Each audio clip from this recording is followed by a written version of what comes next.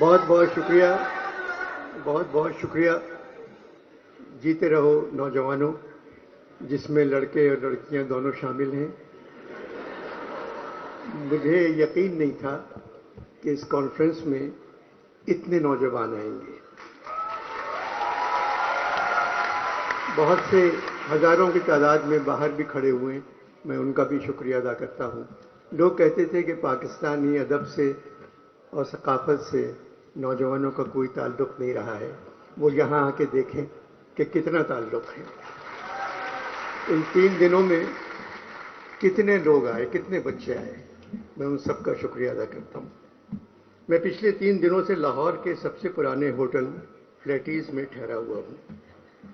1880 میں تعمیر ہوا تھا۔ میرے کمرے کی صفائی کرنے والی خاتون میرے خیال میں اس ہوٹل کی پہلی ملازمہ ہوں گی۔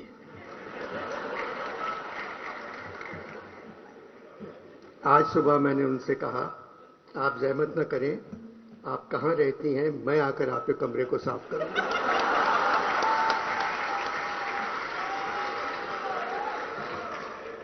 خاموش ہو گئیں، پھر کہنے لگی، انور صاحب بالا گھر پر ہی رہتا ہے۔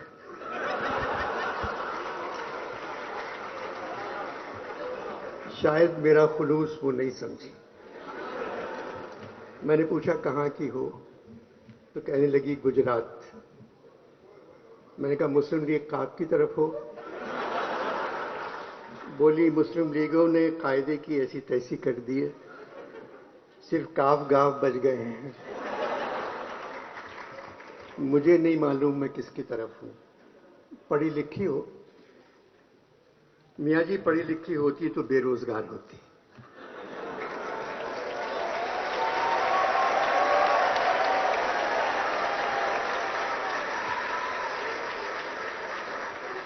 یہاں تو تنخواہ مل جاتی ہے۔ بہت سے لوگ میرے کمرے میں پھولوں کے گلدستے چھوڑ گئے تھے۔ میں نے کہا آپ سارے پھول لے جائیں۔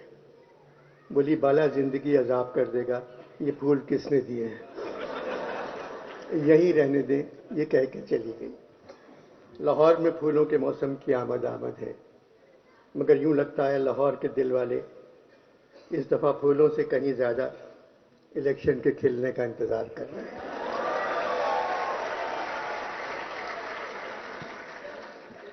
الیکشن ہوں گے یا نہیں، یہ بات نہ الیکشن کمیشن جانتا ہے، نہ سرکار،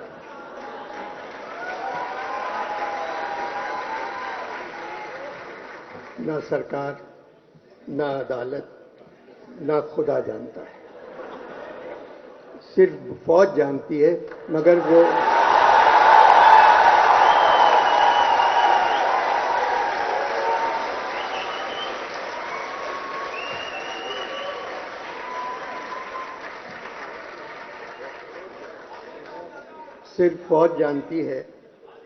وہ بتا کر نہیں دے رہی ہے۔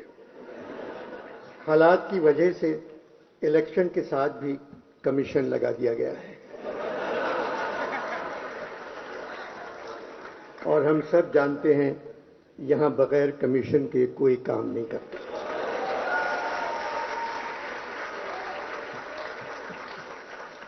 Pakistan literature festival, Karachi art council کے صدر محمد احمد شاہ رنگیلے نہیں ہیں، بہت اچھے انسان ہیں، مزدوروں سے زیادہ کام کرتے ہیں، ہر صوبے کے ادب کو زندہ رکھنا چاہتے ہیں، جو کام کرنا چاہتے ہیں کر گزرتے ہیں۔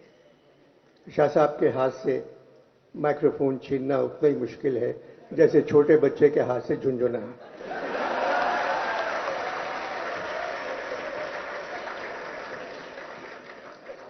15 برسوں سے کراچی میں ادبی کانفرنس کروا رہے ہیں۔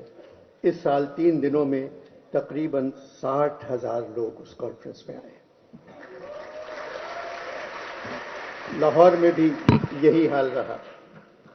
ان 3 دنوں میں نے پنجاب کے نوجوانوں کو دیکھا، آنکھوں میں چمک، پیشانی پر روشنی، چہرے درخشاں، ہاتھوں میں سیل فون، مگر پیشانی پر روشنی سیل فون کی نہیں تھی۔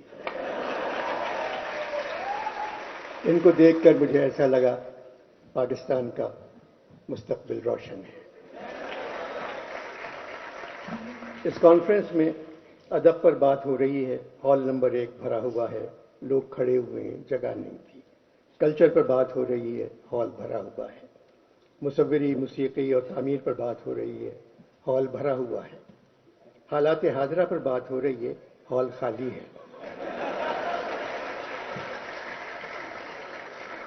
15-20 لوگ بیٹھے ہوئے تھے جن کے رشتہ دار موجودہ حکومت میں ہیں۔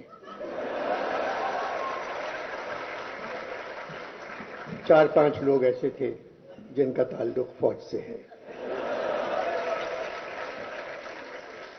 جمہوریت میں جو بھی حکومت ہو، ہمیں اس کی عزت کرنا چاہیے، ہمیں ان کی حفاظت کرنا چاہیے، کیونکہ وہ ہماری حفاظت نہیں کرتے۔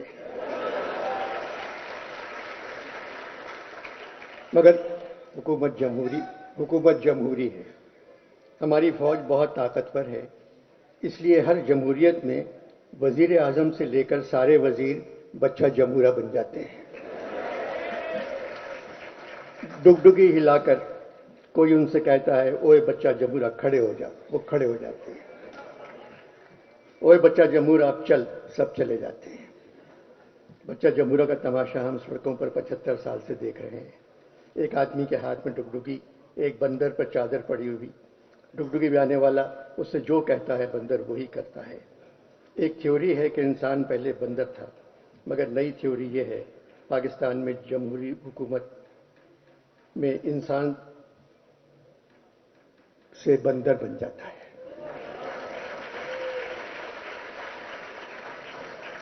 قصور سویلین کا ہے، وہ کچھ اچھا کام کر کے ہی نہیں دیتے۔ ہر حکومت نے جتنا اپنا خیال رکھا، اس کا آدھا خیال بھی عوام کا رکھتی تو ملک میں ماشاء اللہ کبھی نہیں آتا۔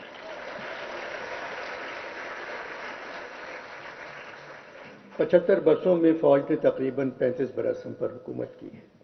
35 برس تو یوں ہی کہہ گیا، 75 برسوں میں تقریباً 74 برس فوج نے ہم پر حکومت کی ہے، آج بھی کر رہی ہے۔ اس میں فوج سے کہیں زیادہ ہمارا قصور ہے۔ فوج ہماری ضرورت ہے، مگر جمہوری دور میں نہ جانے کیوں ہم فوج کی ضرورت بن جاتے ہیں۔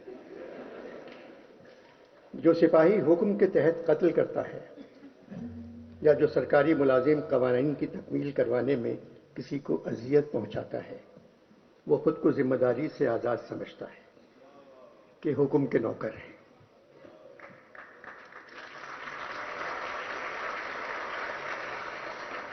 وہ کہتا ہے قانون ہم نے تو نہیں بنایا، وہ یہ بھول جاتا ہے کہ ہر عمل ایک عمل کرنے والے کی طرف لوٹتا ہے